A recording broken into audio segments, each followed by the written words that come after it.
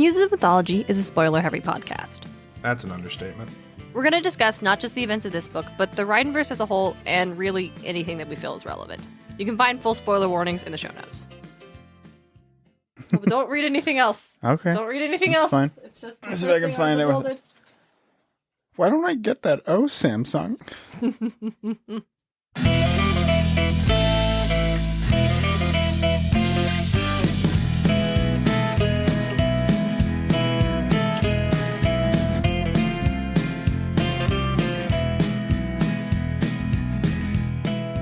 Welcome to Muses of Mythology, a podcast where we explore how ancient myths become part of modern pop culture through the lens of Yggdrasil, Magnus Chase, and the gods of Asgard.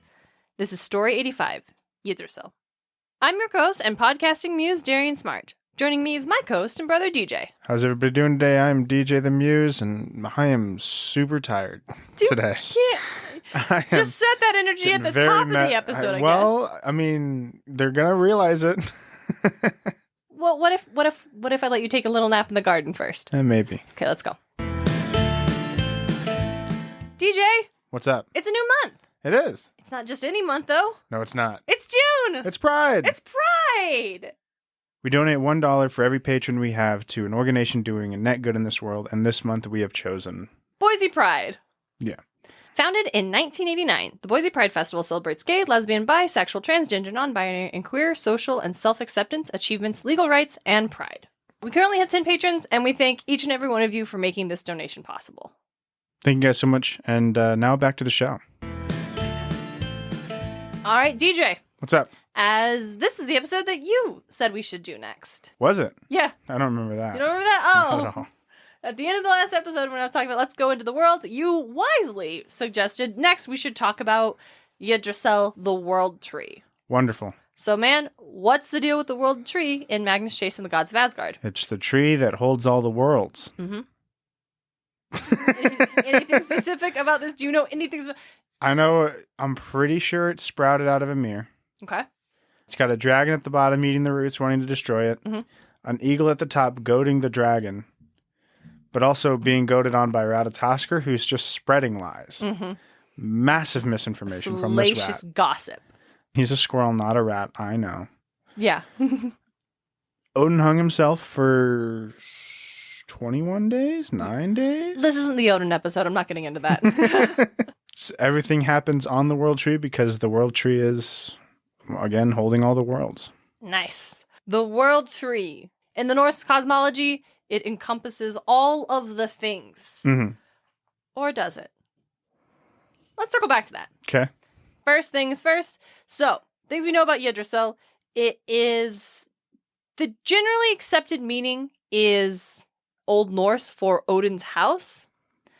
And this is interpretation because Yggdrasil means horse. Oh, sorry, not Odin's horse, not Odin's house. Oh my god, it's means, like wild. Yeah, okay. horse, and Yggdrasil is one of Odin's many names. So that's the general. Okay. You'll dig into it, and it can be folk etymology, all the things. But like by and large, modern scholars like probably because it also kind of means gallows. And this interpretation specifically comes from the fact that, yep, in the poems, Odin sacrifices himself by hanging from a tree, making that tree is called Odin's gallows. Mm-hmm. And that specific tree isn't identified in the actual poem. It just says Odin. Well, we'll get more into that later. Uh-huh. But that tree is Odin's gallows, and this is generally interpreted to be Yggdrasil. But why is Yggdrasil Odin's horse, and why does that mean gallows? Mm-hmm. I'm getting to that. So the horse of the hanged is a keening. And just going to step aside, do a real quick poetry lesson.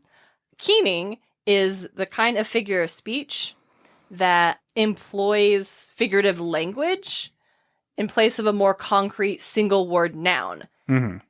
And keenings are strongly associated with Old Norse Icelandic poetry.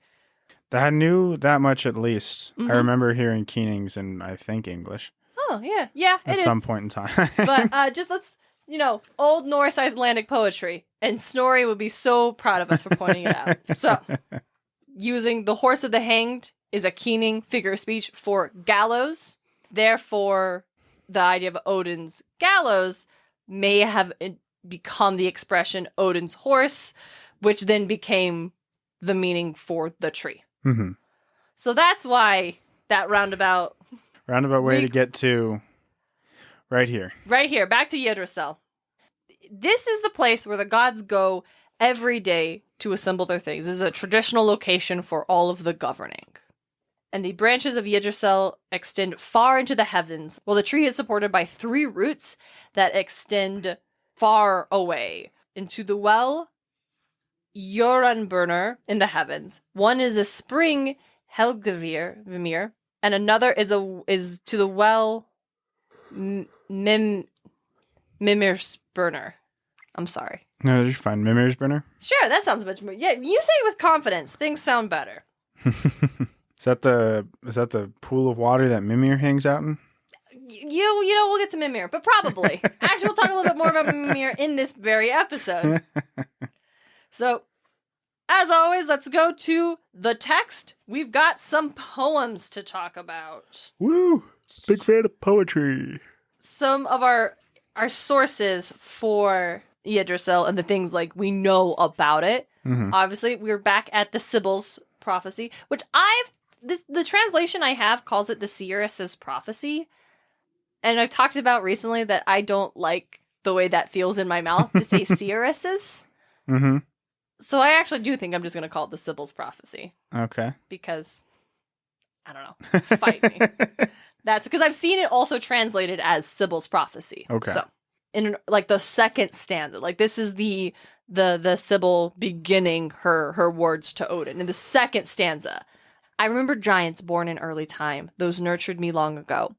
I remembered 9 worlds. I remember 9 giant women, the mighty measuring tree below the earth. And then later on, towards the middle of the poem, we get actually a very specific detail about Yggdrasil. And before I give you this detail, I'm going to ask DJ, what kind of tree is Yggdrasil? Oh, God, I actually know this one somewhere. A rowan tree?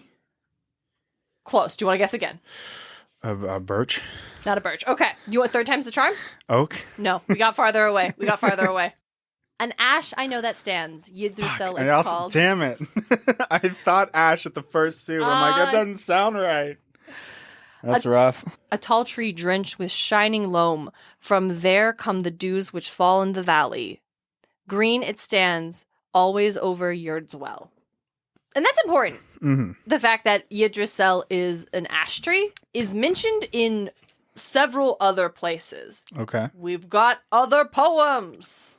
Let's swing by the High One's sayings. I don't recall if I've specifically talked about what that poem is, but this one is like specifically, it's just really a collection of kind of what you called like folk wisdom or proverbs almost, mixed in with some like specific stories and like narratives.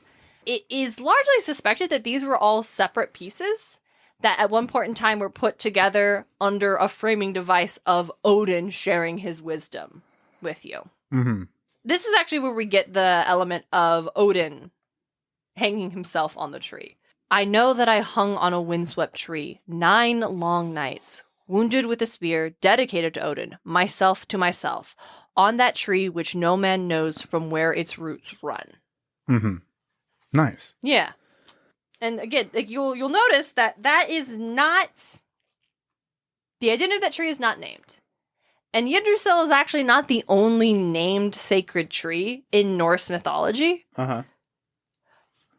But scholars generally agree that this is probably supposed to be Yggdrasil. Like that listeners of these poems would have understood without it being explicitly stated that that it's Yggdrasil. Like that would have been common enough knowledge that it wouldn't have been weird that it's not mentioned.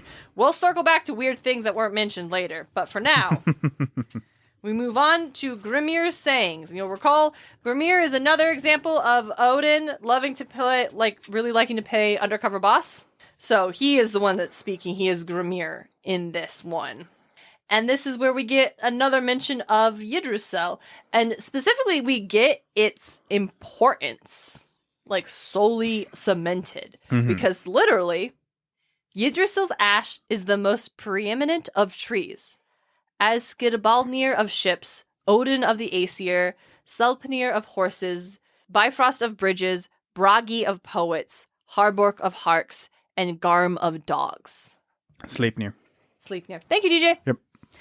This is the citing of these poems is kind of just giving us a little bit framing device of like, okay, this is what we understand about Yggdrasil. Mm-hmm. And so the previous two kind of just mentioned it's an ash tree, it's very old, it's very big, and Odin once hung himself on it. Yes. And now we see explicitly it's not just important, it is the most important tree. It's the very first tree. It is, yeah. It is just you cannot compare it to anything else because it is uncomparable. Yeah. And as we know, trees get bigger with time. So this is a big fucking tree. It's a big, old tree. Yeah. It's a very large tree. We once again come up upon that, hey, Yggdrasil's so big and important. DJ, can you tell the listeners about how much of my copy of the Poetic Edda actually has notes where I'm referencing verses? Yeah, for the one book, she's got like 7. I do, but they're also very close together. They're all just in the first 3 poems. Yeah. So we once again are coming across that thing in Norse mythology wherein Yggdrasil is super important and only mentioned a couple of times. Mm-hmm. So, obviously, we can't end the episode here. So now I'm going to tell you what the residents of Yggdrasil. Yay. Let's start at the top. Literally. Yes. The top of the tree. Yep. With the eagle and Veolfnir. Yeah, okay. Veolfnir. Veolfnir? Veolfnir. Veolfnir. Okay. The eagle and Veolfnir.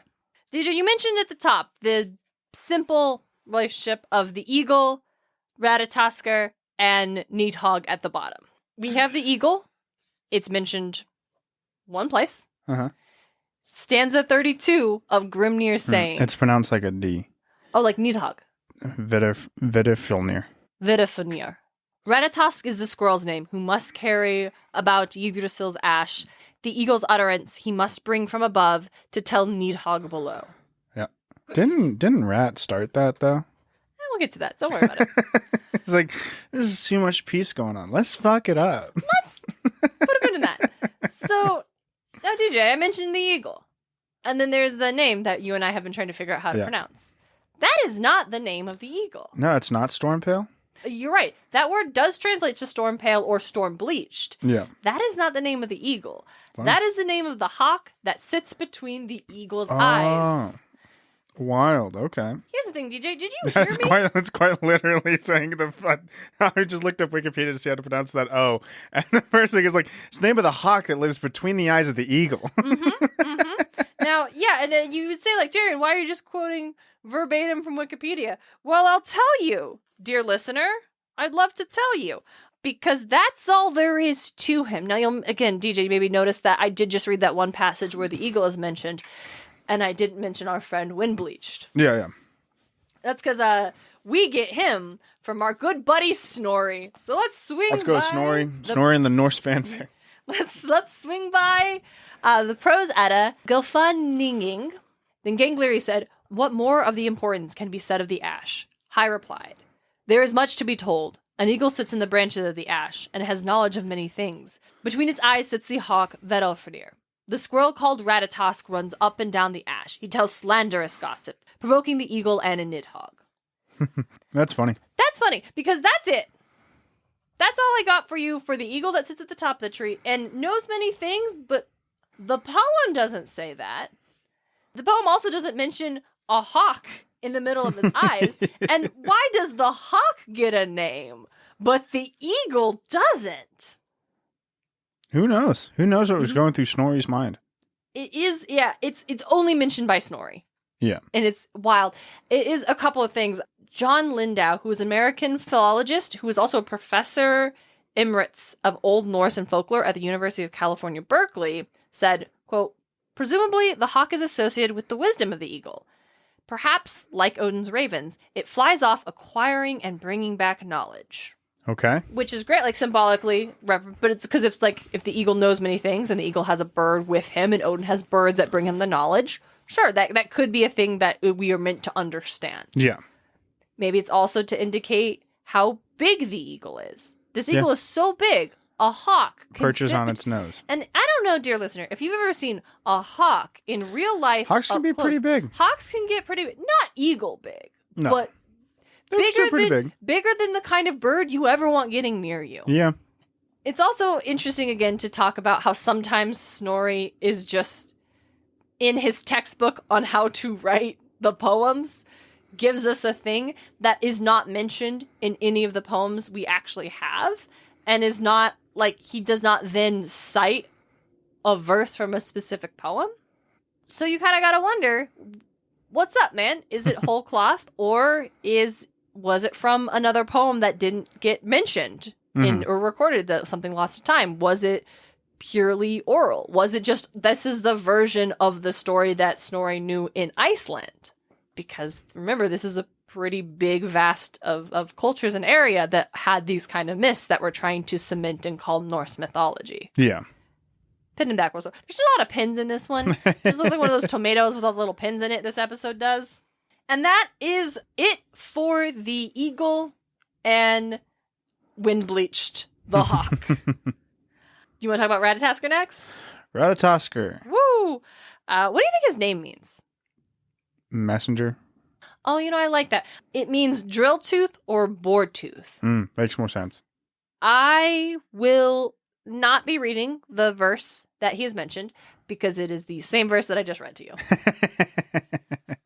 Not a lot on the Ratatoskr either. That is the one place Ratatoskr is mentioned, is in the same verse where he's described as running up and down the tree. I do like how Snorri elaborates while saying, he says, like, he tells slanderous gossip, specifically provoking the eagle and Nidhogg. Yeah. So, like, expanding a little bit on, like, not just carrying messages, but he's like, oh, this guy sucks, though. Yeah, you should really, like, get up to him by taking this tree down. To reference Lindo again, he actually compares Ratatoskr to an archetypal role found in the Icelandic sagas, which isn't something we've talked a lot about, because the sagas are more like historical things or genealogical things. Not necessarily, they don't feature a lot of mythological stuff. But they are incredibly important pieces of, like, this old Icelandic literature. And there is, in the sagas, there's typically a person who helps stir up or keep feuds alive by ferrying words of malice between participants. And this is seldom one of high status, which may explain the assignment of this role in mythology to a relatively insignificant creature. That's funny. So another interesting is, like, we understand that Ratatoskr is malicious and not helpful without it being, like, he's like, he carries messages that, because there would have been a familiarity with the kind of figure that carries messages between two enemies, it would have been understood that this is not a figure that is this is a malicious figure. This is a figure that has ill will, that is selfish, that is... has some kind of gain. Yeah. But it has nothing to do with these two groups. Yeah, not really. No. Yeah. And so now we end up in the roots of Yggdrasil with Nidhogg. Nidhogg is the first thing in Norse mythology we ever talked about way back in our dragons episode. Yeah, I believe that. You told me the only dragon you really know is Nidhogg. And I remember it so clearly because I took that audio and I put it over a video of Vivi Cat chewing on the leaves of a tree outside. That's funny. Because I thought it was very funny. Because kind of let me call Vivi a villain. So, he is specifically chewing on the roots of the world tree. In order to kill it. In order to kill it. Like, yes, it is not just a creature that does it for the sake of, this is just what I'm supposed to do, right? Like, I'm just not, it's like the same way, like, Ratatoskr isn't just scurrying up and down because it's a squirrel and squirrels scurry. Like, Ratatoskr specifically has malicious intent. Like, Nidhogg is specifically attempting to destroy the world tree. And, but once again, I'm not going to read the passage where we know more about Nidhogg, because it's the same passage that I just read to you. Over and over again. Yeah, sounds right. With the acceptance of, at the end of the Sibyl's prophecy, the last stanza is, there comes the shadow dark dragon flying, gleaming serpent up from the dark of moon hills. Nidhogg flies over the plain. In his pions he carries corpses. Now she will sink down.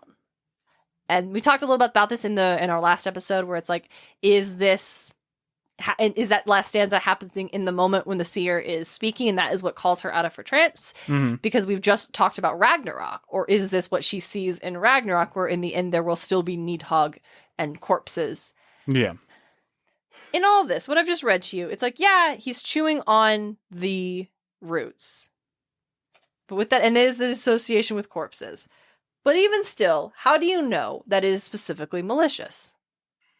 I mean, the world tree kind of holds all life for the most part. I feel like even in like mythology, it doesn't matter the culture you are. If you want to destroy all life, it has to be some sort of malice or some sort of evil intent. Absolutely. So actually, let me clarify. How do we know this is something he wants to do? Like, that is this creature's end goal, and not just like, because if you like pulled up a plant and there were worms on the roots, they aren't necessarily trying to destroy the plant. They're trying to No, but he's nutrients. talking to Ratatoskr. That's true. He has some kind of, cognitive capability. Okay, that's a good point. I like that. That's great.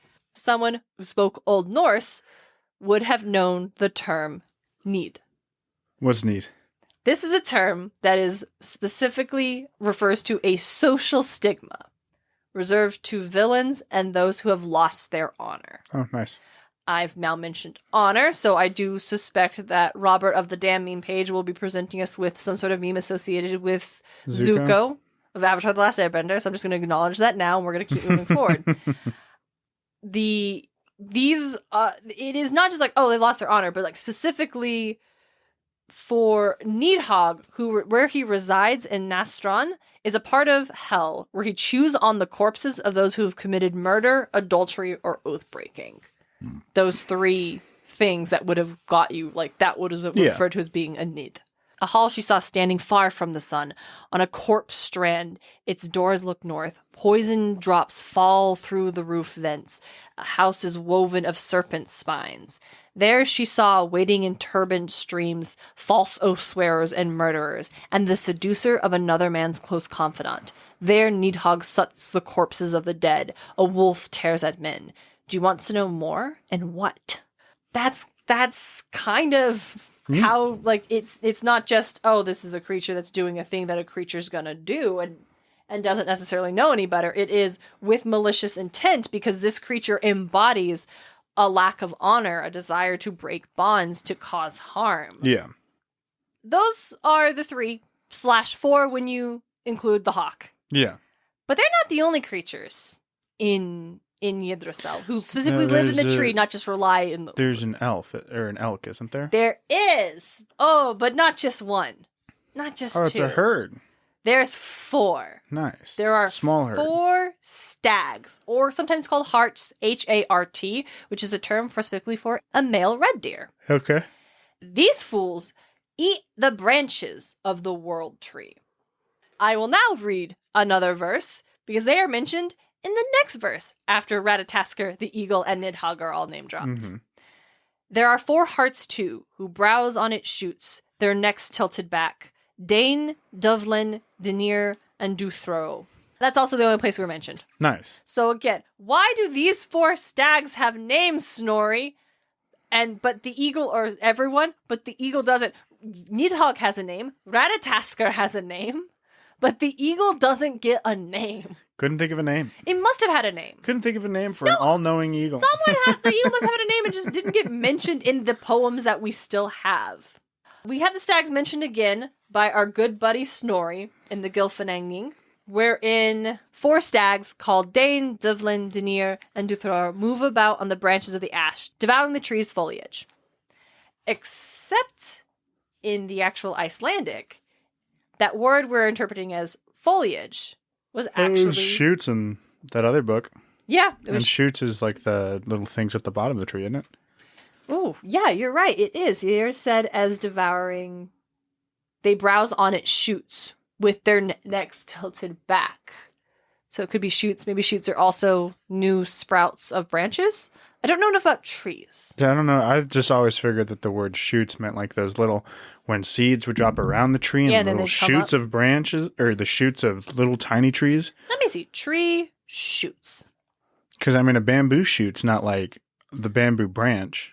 They actually can appear on many places in the tree. Oh, okay. So, but the word that Snorri used is actually bar, B-A-R-R, which is typically applies to the needles of a pine or a fir tree. Weird. Weird. Because it's an ash tree, right? It is. Except, hey, I don't DJ. think an ash tree... Does ash trees have needles? I don't know ash trees, really. No, ash trees have leaves. They're very leafy trees. Yeah. They're also not native to Iceland. That's what I was thinking. So then maybe he's like, what the fuck is an ash tree? So we do have the idea that maybe, like, first, if you see Snorri use the word bar, which is this word that's used for needles, for Yggdrasil, maybe you reinterpret Yggdrasil as being a large pine tree. Yeah.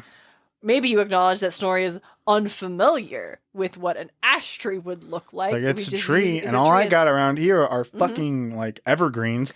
Or maybe Snorri really did mean it as a term, just for a general term for the Branch. foliage on a tree. Yeah. We don't know, but that's interesting.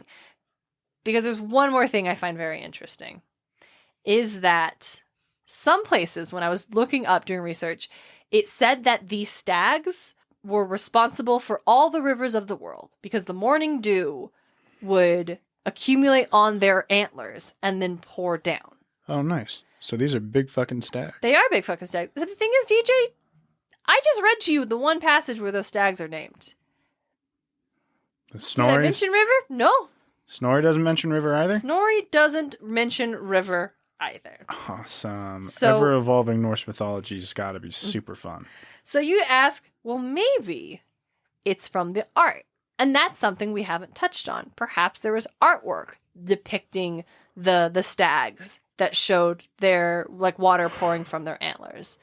So DJ, I would like to share with you some art of the 4 stags in the world tree. And this was made by a 17th century Icelandic artist. And I'm just going to hand my phone to you. And I'd like you to describe what it is you see here. Yeah, these look like lemurs. Mm-hmm. Maybe weird long squirrels with antlers? A little bit. Yeah. Because they don't have those kind of tails. Mm-hmm. Because DJ, in addition to ash trees, do you know what else isn't native to Iceland? I couldn't tell you. Stags. Ah, okay. Those deer. So what the fuck's a stag? So what you're seeing is an artist trying to replicate a creature that he knows lives in the world tree, but does not know what it is. And it's just based off. Really funny. Do you know another creature that lives in the world tree that we just mentioned? Squirrel? Yeah. Squirrels with antlers. That's really funny. Mm-hmm. Dear listener, we'll put a link to the image we are looking Those at. answers are also the antlers of a gazelle. Yeah, right? They're just not... It's so... Yeah, I think it's... This episode really in particular brought home the stark reminder that our dear friend Owen from Through the Mist delivered when he's like, hey, you should really look at how far Iceland is from the rest of the Nordic countries. Quite far. Quite far. Actually. So you've got these poems, you've got this belief system that identifies this type of tree as being the most important tree in all of existence, and that these creatures live in the tree. And you've never seen a tree or a creature like this. Yeah. At that point, are they even real? Because it's ever evolving. It's weird. Because one more thing I want to mention before we leave this part of the podcast is a couple paragraphs down from when we're introduced to Ratatoskar, when we're introduced to the stags, when we're introduced to all of these things. Yggdrasil's ash suffers agony, more than men know. A stag nibbles it above, but at its side it's decaying, and Nidhogg rends it from beneath. So in terms of stag, only one stag is mentioned there. Just a stag. Yeah. Not stags. And it's actually believed that this verse is older than the one that precedes it. Hmm. And that originally, perhaps there was only one stag. And then in time, it became 4 to represent the 4 cardinal directions. Makes sense. Okay. So we know the stags are eating it, Nidhogg is destroying it, and the ash tree is suffering. And its side is decaying. But we weren't directly given what is causing Yggdrasil's side to decay. But DJ, do you want to take a guess of what might be doing that? Midgard? No, it's Ratatoskr. Oh, okay. The bastard. The squirrel Is that going it again? up and down and up and down and up and down. So there's also an interpretation of Ratatoskr as not just wanting to rile up Nidhogg and the eagle for funsies, but also if it is described as causing Yggdrasil's side to decay in its movement, it could also suggest that it is intent on trying to destroy the world tree. But it's just a squirrel. He can't do that by himself, so he is riling up the eagle and Nidhogg to make it easier to destroy the tree. Okay. It's something to reflect on, wherein if you're hearing a story about your world, and this tree is the most important tree in all of creation, and it is actively and constantly being destroyed by the creatures that just live in it. And what does that do to one's own relationship with the world they live in? Probably something similar. Yeah. And it's not just by accident. Like, these things are all depicted as being a malicious attempt to destroy it. Nice. Not nice. That's what DJ says when he knows he needs to Big respond, fan. but doesn't really have. I'm just so tired. He's so tired. I'm sorry. Oh, maybe we should stop and No, record you're fine. later. It's and it fine. could be... We got it. But We're almost done with this recording anyway. Okay, but we're not. What do you mean we're not, Darien? Well, because DJ, what if I told you that the 9 realms might not be a thing, and that Yggdrasil might not actually be all of the cosmos? Oh, it's not part of, okay. Well, so, obviously, like, the 9 worlds, like, aren't, like, a thing. Well, not just not a thing, but maybe not even a thing in Norse cosmology. That's, okay. Well, so that's, okay, that's maybe not the 9 realms in the way we think of them, in the way they're often depicted. So, there are existence of 9 realms. It's stated 3 times in the text that there are 9. 9 worlds, 9 realms, depends on just how they want to translate that word. And we have literally, in a couple episodes ago, I struggled to name them after the 9 from the 9, like in Magnus treks through them all, like that's a core component. But nowhere in the Eddas are the 9 realms actually listed. It's not like how I just named the 4 hearts and then gave you their names. That doesn't exist anywhere. So we don't actually know the names, we're just kind of assuming? Well, we know there are places. We know the names of, like Muspelheim and Nidavellir and Midgard and Asgard. Like, we didn't make those terms up. Like, those are specific places that are named. And so, I'd like to tell you about Henry Adams Bellows. Now, this man was a newspaper editor and a radio executive, an early founding member of the US FCC. Nice. He also was a poet who really, really loved the Poetic Edda. So much so that he actually translated the text for the American Scandinavian Foundation.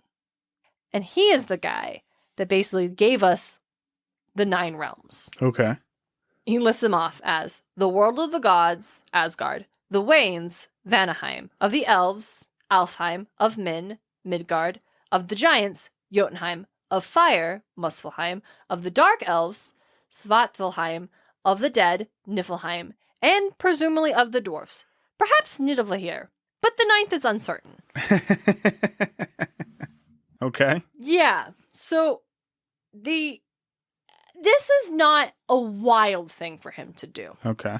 To tip into English folklorist Hilda Ellis Davidson, who said, quote, "No doubt that the identity of the 9 varied from time to time as the emphasis changed or new imagery arrived." But with that in mind, if we don't actually know what the 9 realms are, how do we even know where they are? Because, DJ, they might not actually be in the tree. Well, I mean, they're mentioned in the books. They're mentioned. Are they not mentioned to be part of the tree? Mm-mm. Crazy. So here's how we go. The things that we do know is that the tree is massive, Yep. that its branches extend into certain realms in certain places. And we know that the Bifrost connects Asgard to certain places. Okay. Like specifically, I think kind of Muspelheim, because that's where Surt is going to lead his armies across the Bifrost Bridge at Ragnarok. To quote Davidson one more time, those who have tried to produce a convincing diagram of the Scandinavian cosmos from what they were told from the sources have only added to the confusion. Like attempting to, like what we did in the last episode where we were like, what order should we do the 9 realms in? And you're like, let's do them in the order where they go up. That might be nothing. Oh, crazy. And here's where it came from. Kind of once again from Bellows. The phrase where we're identifying these 9 places in the Old Norse is Niu Himar. And the first word, Niu, does mean 9. But that second word is kind of more related to the English word for home. Okay. But in a much broader sense. Like, the word, it's more like place of. So we say the 9 worlds, and that kind of creates an idea of very distinct and separate locations, like planets, like are realities almost, right? Come to find out, Muspelheim is just like Africa. Just scorching hot. I mean, to say that the 9 realms are actually places that are connected geographically and not just cosmologically might not be totally wild. Yeah, that makes sense. I think the only one that probably wouldn't would be like Helheimer and like Asgard and shit like that, but there's a passage that Bellows translated into 9 in the tree, which led to people assuming that it meant the 9 realms, the 9 worlds, I'm going to say realms from now on, are in Yggdrasil. Yeah. But he did this in the 1920s. And that's not to say he was malicious or making things up or wrong, but all the time... This is like, this is some cool iconography. Yeah. And in fact, to give Bellows some credit, his translation is full of footnotes trying to like point out, like explain things to the reader. Like when I read one of these poems and I have the passage that has the eagle's utterance he must bring from above to tell the Nidhogg below, there's a footnote on that term. So I, the reader who may not know about it, can flip through the text, read the footnote, and understand what is being asterisked there. Yeah. Actually, since I gave you the example, I will actually explain it. Muspelheim is actually Pompeii because the Vikings only ever visited it when it was going Oh, on. damn, this sucks. We gotta go. It's like, whoa, this realm is crazy, dude. This realm is crazy. We're not coming back here. Can't do this shit. Ooh, hate that. Whoa. Okay, well, I am having a hard time finding what this particular... Because they're not numbered. It's just asterisk, asterisk, asterisk. And that does make it a little difficult to, like, go in order and find which... unless I'm going to count the asterisks of what it is. So, why the fuck? Okay, I'm mad now. Bad format for these footnotes. Yeah, see? Okay.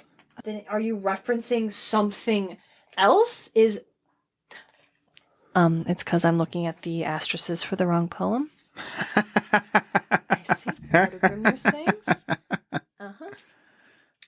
Here it is.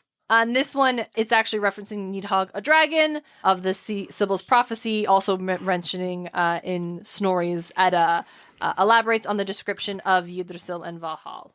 So that's nice. when I say Bellows had a lot of footnotes, he in every stanza had a ton where he was very much wanting the reader to understand these things that they inherently would not have been necessarily familiar with. Yeah. So kind of feel like I want to give Bellows the same grace that I give Snorri, where he's like, did this thing that he really cared about. It's like, I really like this shit. And even though I'm trying my best here. Yeah.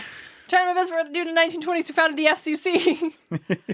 More recent translations have more refined translations have challenged that initial interpretation. So they're that specific interpretation being of 9 in the tree. Yeah. And more not in the tree, but of, or it referring to Hel, having these things and not necessarily referring to these worlds. Mhm.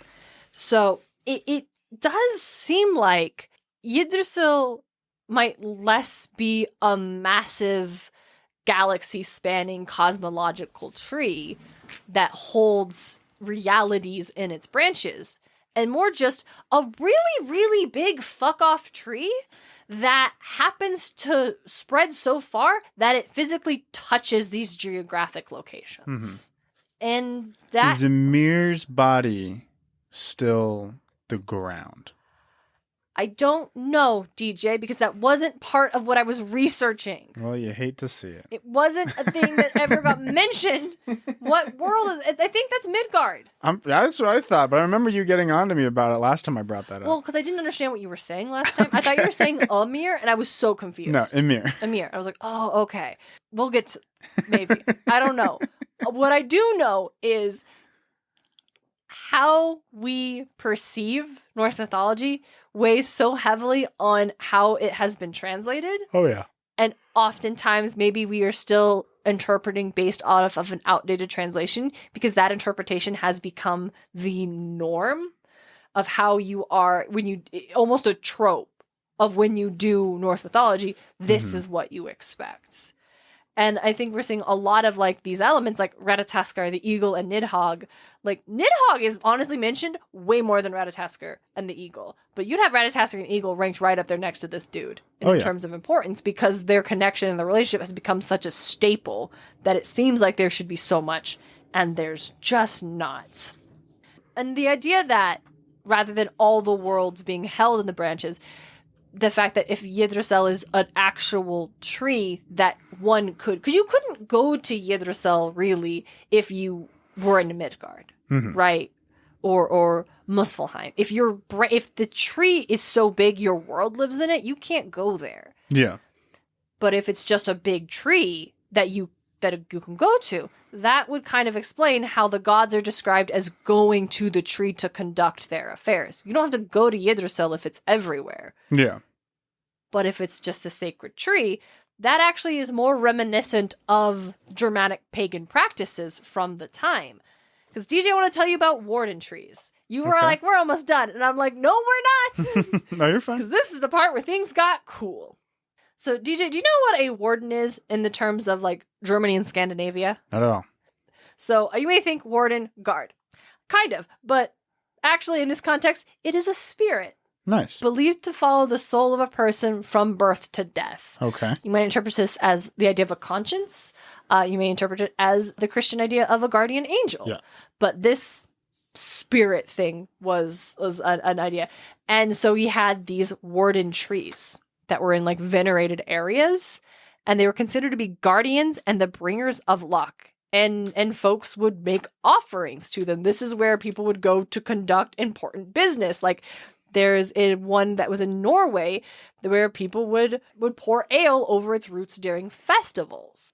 There were lots of rituals around these kind of trees and how they were symbols in the world, places where you would go to do sacred things and hold council, and lots of examples of these sacred trees, none of which exist anymore, because when the Christians rolled up, like Saint Boniface super wasn't a fan of the pagans worshipping this tree, Thor's oak, and did cut that thing down. Hate to see it.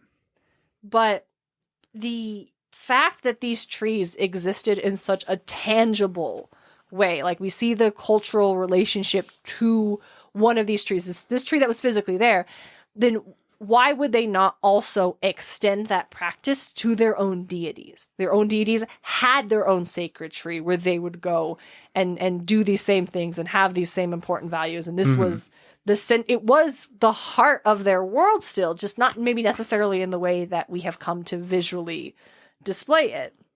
Yeah. And so to quote Ken Doan, who is Professor Emeritus of Classics at the University of Brigham, called Yggdrasil a mythic prototype of these sacred warden trees. Nice. And I want to wrap by asking, DJ, what do you think happened to Yggdrasil in Ragnarok? Nidhogg finished killing it? That's a really good theory. Nowhere is it stated what happens to Yggdrasil. Ah. It's just not... Simultaneously, nowhere is it stated what exactly happened to all the Inhari, so, but we'll get to that later again. Caroline Langton, who I was really excited to see in the name mentioned in my research, because I know that name. That's the name of the person who translated the copy of the Poetic Edda that my girlfriend gave me that we reference in the podcast. So I was super jazzed to be like, oh my God, I'm so excited to get to like, I don't know, this person doesn't just translate this poem. They know a ton about the stuff. But they're the one that notes that Yggdrasil's fate in Ragnarok is undefined. But they also theorize, do you remember the man and the woman who are said to have survived Ragnarok? The Adam and Eve? Yeah, the Adam and Eve. Life and Livsfranir, life and vitality. Uh-huh. So they hide in a place called Hodmimir's Holt. The Garden of Eden. Perhaps. Langton pointed out a connection between Mimir and Yggdrasil in the Sibyl's poem. Yeah. Like these two things are connected. We'll dive into more of that later when we get to Mimir. But these figures are, the mythic important figures are connected. And Langton theorized that, quote, it is possible that Hodmir is another name for Mimir, and that the two survivors hid in Yggdrasil. Nice. And That's so awesome. suggesting that, like, with that interpretation, Yggdrasil survives Ragnarok, the heart of the old world that connected everything. It was so big it touched every place, survived all the destruction, and literally brought the next life into this new world. Mm-hmm. And that's pretty fucking cool. And I almost like that more than I like the idea of a big-ass tree carrying planets. But I'm not going to lie, I still like the idea of the big-ass tree carrying planets. I think tree carrying planets cool. really fun. But I also understand. Yeah, that's also really cool. Yeah, just the symbol. This is I feel like there is symbolism to be found in Yggdrasil being a tree. Yeah. An important tree. A big tree, for sure. But a tree nonetheless. Yes. That is what I got. DJ, you got any Yggdrasil for us?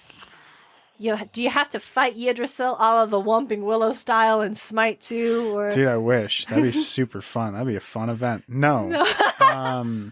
You can see Yggdrasil off to the side in the assault map, because the assault map is like the Norse map, cool. Right? So it's got like a bunch of Scandinavian and Nordic shit all around. I mean, yeah, Jormungandr shows up every now and again just off to the side. That's really fun. Fuck you! Ratatosker's there. Yeah, do you want to talk about Ratatosker? He's one of the gods you can play, right? Yeah. He has, like, his passive is that he has an acorn of Yggdrasil that he can upgrade into, like, different trees to, like, item trees for, like, different stats, whether you want to go crit, lifesteal, tanky. And you can do that from anywhere on the map because he's always attached to it, because his ult is he actually jumps from branch to branch on Yggdrasil before jumping down. I had a banner once with a tree on it, and Mom said that it was Yggdrasil. And I'm pretty sure that it wasn't. What? I'm pretty sure it was just, I don't know, it was like one of those like witchy banners, the type, just with a fucking tree on it. Yeah. But also, could have been modern, like contemporary witchy neo-pagan stuff. Yeah. They really could have also been Yggdrasil, to be honest. Could have just been like, I don't know, tree of life of some other religion of sorts. Yggdrasil in video games, I want to shout out Vanheim. I have not played this game. Not either. But it's just not my kind of game. I don't like those kinds of games. But my girlfriend and her roommate and their friends play it a lot.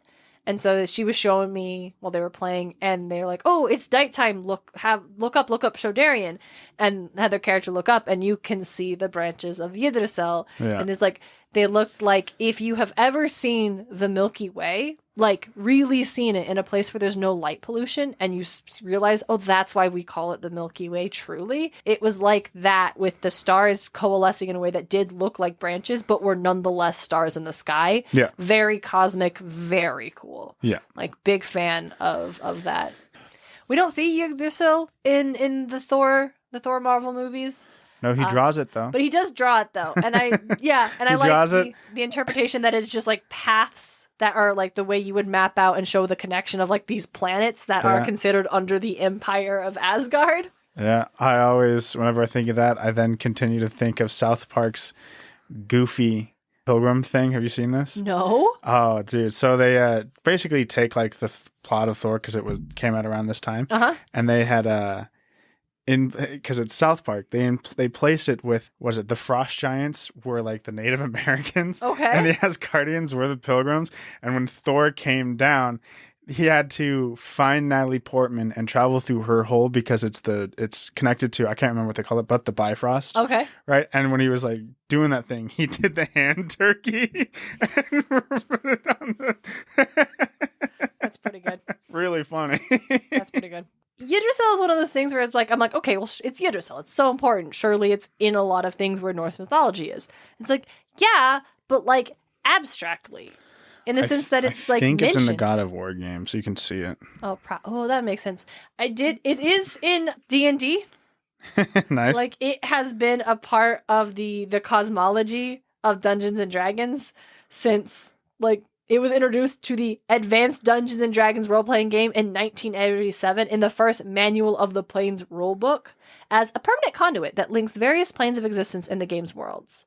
Yeah, it looks like there's a level that takes place on Yggdrasil. Yeah, that makes sense. Yeah.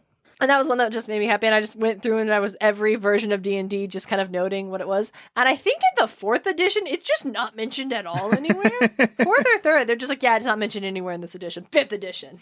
But I liked the idea of early D&D being like, here's Yggdrasil. It's the thing that is connecting all of the planes in this game. And I found that to be a very cool use of the concept. Mm-hmm. And that's not necessarily what it is anymore, but because D&D has a lot of planes, and so that was cool. Yeah. I've been meaning to get back to it, but because of my eye situation, I haven't been able to. Mm-hmm. Asgard's Wrath, the VR game I was playing. Oh, yeah. You travel through different worlds through Yggdrasil. So, like, when you go look at the worlds, like the world's map, you can kind of, like, see where it's branching into it. Mm-hmm. It's really neat. Your painting, knowing Jared, probably was Yggdrasil, knowing Jared at the time. Really? Yeah. Okay, dear listener, so what DJ is referring to is I have a painting in my room that our brother Jared did 8 years ago? Sophomore year, probably. Sophomore year of high school. He's 24 this year. Yep. So, like 9 years ago? 8 or 9 years ago. Yeah. And I really love this painting. It's a black starry sky with like a splash of galaxy. If I remember correctly, it is. But yeah, a very pointy crescent moon, and then a long, vaguely spooky red tree with a large like nook in it. I really loved this painting ever since I saw it, and so it's been hanging on my room. Jared's also super big into Norse mythology. Oh, we should have him on the podcast. Yeah, and what is it? If I remember correctly, I remember him talking about it. It's like, yeah, I'm pretty like this is Yggdrasil, but I could be wrong about it. I'm gonna ask him. I'm gonna text him. Is this Yggdrasil? Yeah. If I remember correctly, and also knowing him at the time. He was very into big into Norse. He liked the aesthetic of Norse. Nice. Well, yeah, that tracks. That makes me happy. I didn't know I might have Yggdrasil hanging on my wall, and that's very cool. Listener, if it is Yggdrasil, I will share a picture. I'll share it on our Instagram story and in the Discord. And if it's not, you're never going to see it. If it's not, it's in our Patreon. If it's not, it's only in the Patreon. Patreon.com/Muses of Mythology. Why should they go besides? Because there's a ton of content. And Musemas is there. Very stoked about Musemas. It's also in June. All of our episodes are voted on. The topics are voted on by patrons, which I still need to put that poll up. And I will for sure. 100%. And hey, I'll tell you what. There's a game called Nidhogg that's a multiplayer game. And it's going to be an option for us to play it. I guess it is an option for us to play Nidhogg and talk about it. So go vote for it. And if you want to see us play Nidhogg, go to patreon.com/Muses of Mythology. Mm-hmm. Now, we spent all this time talking about how maybe the 9 worlds aren't a genuine, a very correct interpretation of the Norse belief system, and that might not be a thing. But that doesn't really matter, because we are still absolutely using them as guidelines for the going episode. Yes. Which means, dear listeners, we will be back in your ears on Tuesday, June 18th, to talk about hell. Until then, don't be like Zeus. Don't be like Zeus. Muses of Mythology is created and hosted by Darien and DJ Smartt. It's edited by Darien Smartt. The show is produced by Darien and DJ Smartt, as well as Tim O'Connor, the Crystal Con Man. Nicholas Miller. Our music is Athens Festival by Martin Hain. And our cover art is by Audrey Miller. You can find her on Instagram at bombshellnutshellart. Want more Muses of Mythology? Support the show on Patreon. Just $1 gets you exclusive bonus content. Get more at patreon.com/Muses of Mythology. You can also support the show by leaving a review at lovethepodcast.com/Muses of Mythology. Or tell a friend why you love the show. Don't forget to check out all of our episodes and episode transcripts at musesofmythology.com. Thanks for listening.